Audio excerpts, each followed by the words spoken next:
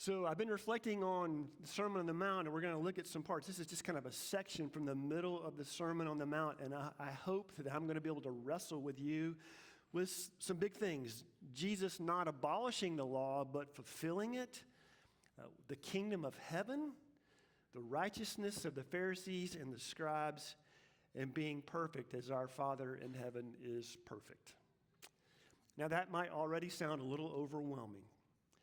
And I would say, yep, me too. Which makes me think about this. Do any of you remember the times in school where, if you had a teacher or a professor who just kept piling on the information, and then the assignments that went with it, and then more information, and you started to feel kind of this angst inside of you. You started feeling a little overwhelmed with all that you were supposed to know or learn. And maybe someone finally, maybe it was you, raised their hand and asked the question that's probably the most frequently asked question in all of education besides, may I go to the bathroom? What is that question? Yeah, is this going to be on the test? Do I have to know? So you asked that question, right? Do I need to know this for the test? Well, just think about that for a minute. If you get a no, you don't need to know this for the test. Are you paying attention anymore? No, you're done, right? I do work for the Ministry of Young Life. I've done that for more than 25 years, but here's a little bit of trivia about me. That was not my first career. My first career was in pharmacy. I actually went to pharmacy school at the University of Georgia. And I remember being in pharmacy school, and it always struck me as so bizarre that we could raise our hand and ask, do we need to know this for the test? I would be in study groups of my friends, and I would ask them from time to time, like, guys, do you think it's just weird that we're thinking there are literally some things about medication that are going to go into human bodies that we can go, we just don't have to know this. It's all right. And they would look at me, and they would go, shut up, Tom. Let's get back to studying here. Because, think about it. You don't want to walk into a drugstore and wonder if your pharmacist ever went, did I need to know this for the test? Our family got a chance to go on a vacation last week. We were in Colorado. We flew out to Colorado. We rented a car. We drove around, and we did various adventures. And while we were on that family vacation, my mind would wander from time to time about this sermon, thinking about what was coming up. And I thought of a few people that I definitely did not want to have asked the question, do I need to know this for the test? Like this person right here. I didn't want this person to have ever asked, do I need to know this for the test? Anything about flying a plane. I didn't want this person to have ever asked. That person checking out the landing gear, looking up in there with a flashlight going, yeah, I think it looks okay. Because I just don't want to know if they ever went, do I need to know this for the test? While we were in Colorado, we went to Royal Gorge. In Royal Gorge, there's this suspension bridge over the gorge. It's 1,000 feet over the Arkansas River. You can walk across the bridge. You can look straight down to where the river is. You can see they have this gondola that goes across on the cable there. And then up at the top, there's this zip line. It's 1,200 feet above the canyon. It's 1,900 feet across. It's over a third of the mile. All four of us did the zip line. And when I was standing on that platform about to step off over into the canyon, the one thing I knew for sure is I did not want this person to have ever asked, do I need to know this for the test? Do I have to know this for the test? It might help you, in your short-term goals, but it's not by raising the bar. It's by lowering the bar. It doesn't make us more, it makes us less. And I do think in some ways that the Christian life can feel overwhelming, especially as you think about all the things that Ansley and Lucy just read there. Verse 20, unless your righteousness surpasses that of the Pharisees, you will not enter the kingdom of heaven. For many years as a Christian, in my Christian life, if you had asked me to close my eyes and to imagine God looking at me, and then you asked me, what's the expression on his face say about you? My default answer would almost always be disappointment. My assumption was that my righteousness certainly did not surpass that of the Pharisees. And therefore, I was a disappointment to God. Even though I knew that Jesus had died for my sins and it was through his grace that I was saved, unconsciously, I think I had adopted this belief that the Christian life was still a matter of passing the test. What do I have to do just to avoid God's disappointment? And in some ways, I was always asking, what do I have to know for the test?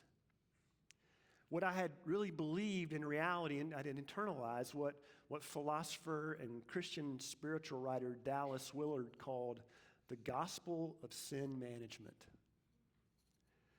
That the Christian life is really a process of behavior modification.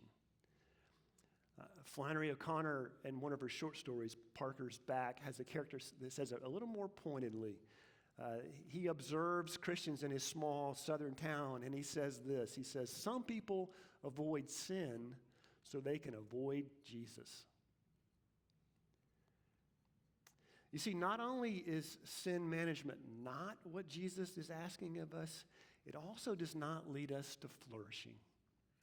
And that's something we talk about a lot here at Seven Hills Fellowship. So sin management or merely avoiding sin is just another way of saying, what do I need to know for the test? And it may meet the short-term goal of feeling a little less guilty, but it only does it by lowering the bar. And again, we're not becoming more, we're becoming less.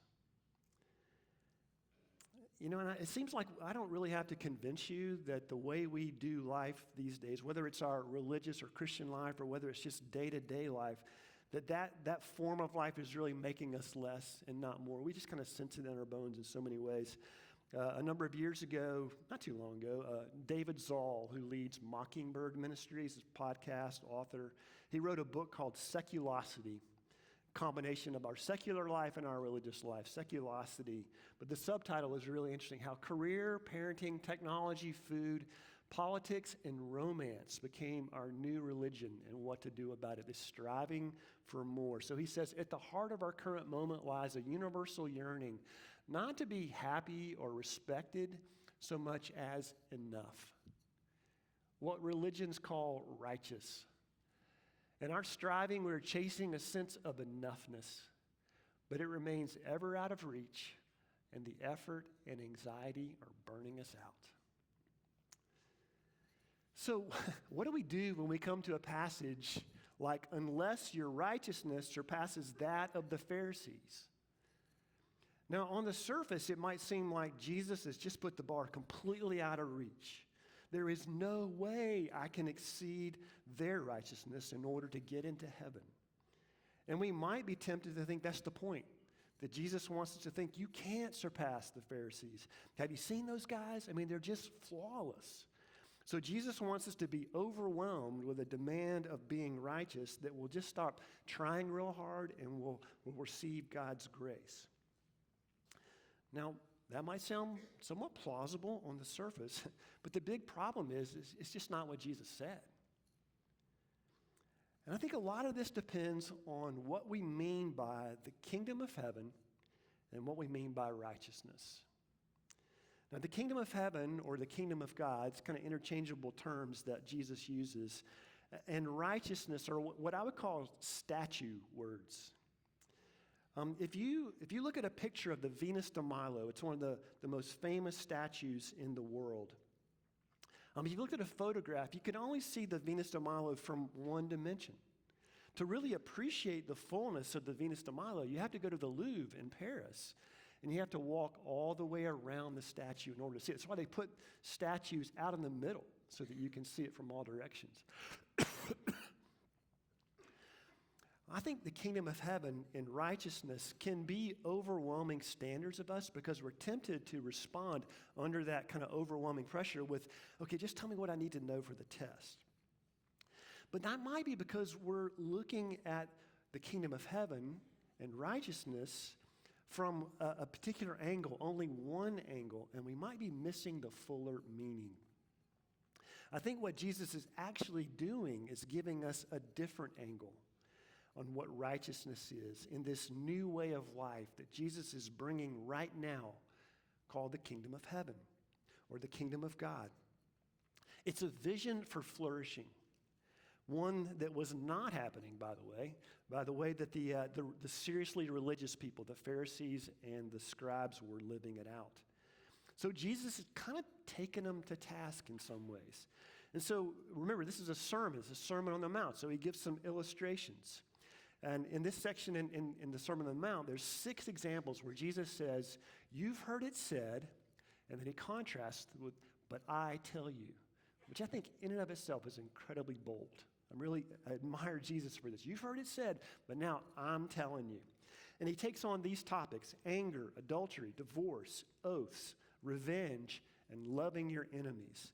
So you could imagine it like this, that Jesus is saying, you've heard it said before in the law and the prophets in the Old Testament, the things that the Pharisees in the audience probably had down pat.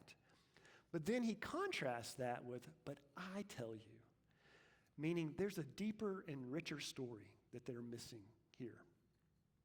So we're going to look at 2 examples. We don't have time to go through all 6, and you're probably going, thank goodness for that. We're going to look at 2. We'll do a bit of a deep dive into that, and I hope you'll get the picture for how Jesus is taking on the other 4 there. So we'll look at verse 21. You shall not murder. You've heard it said to the people long ago, you shall not murder, and anyone who murders will be subject to judgment. But I tell you that anyone who is angry with a brother or sister will be subject to judgment. Now, the Pharisees were pretty good here. A Pharisee could go home at the end of the day, could lay his head on his pillow, and he could look back over his day and go, I did not murder a single person today. So I'm legally righteous here. But Jesus says he's talking about a different kind of righteousness where no one is angry. But I want us to be careful because Jesus is not substituting one kind of legalism for another kind of legalism. I think what Jesus is doing is giving us a new vision for what righteousness is. What if no one got angry? What if everyone took Jesus seriously? As the girls read in verse 25, where he says, settle matters quickly. What if reconciliation ruled the day? What if it was reconciliation instead of anger? What do you think politics would look like today? What do you think social media would look like? What do you think social media and politics would look like if instead of angry disagreements, people said, I want to be reconciled to you? That was our first impulse. Wouldn't you want to live in that sort of world? Could that be what Jesus means when he says the kingdom of heaven? God's wise and flourishing order that Jesus is ushering in? Let's look at verse 27. You've heard it said, you shall not commit adultery. But I tell you that anyone who looks at a woman lustfully has already committed adultery with her in his heart. Now again, the Pharisees could wake up in the morning. They could look around and go, no one in my bed that doesn't belong here, so I did not commit adultery last night. I am legally righteous here. But Jesus says he's talking about a different kind of righteousness where no one dehumanizes another human to meet their distorted desires. Again, it's not substituting one kind of legalism for another. It's a new vision for righteousness. It's not Jesus saying, you lust, therefore you're bad. He's saying, what if everyone believed that a basic holiness permeates every single person? What if everyone believed that? What do you think that would do to the $28 billion a year pornography industry? What if every time you walked into a room, you knew that you were not going to be objectified? Or that you were not going to be tempted to objectify someone else? Or even to make yourself into an object so that you could get the attention of someone else? Again, wouldn't you want to live in that sort of world? Now, we don't have time to go into the other 4. There was divorce, oaths, revenge, and loving your enemies. I'll just say this about those. Imagine what it would be like if everyone lived where relational faithfulness was always the norm. What if everyone lived where their yes meant yes and their no meant no, where absolute trust was just assumed? What if defensiveness and revenge didn't rule the day, but loving your enemies did? Wouldn't you want to live in that world? That's why Jesus says, I haven't come to abolish the law and the prophets. I've come to fulfill them. Literally, the word means to fill them full, to show you this is how it was meant to be all along. So you see, the point of all this is that Jesus is not saying that the Pharisees and the teachers of the law have set the bar so high with their righteous piety and rule keeping. He's saying they've actually set the bar too low. And they're missing life the way it was meant to be.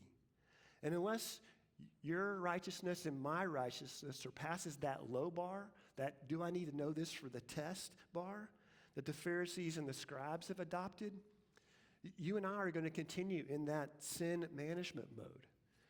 You and I are going to be dogged by doubts of enoughness. And you and I will fall for all kinds of shortcuts, not to righteousness, but almost always to self-righteousness. Because that's the kind of life the do I need to know this for the test cultivates. It's what it produces. The last few years, I've become the fan of a Catholic bishop named Robert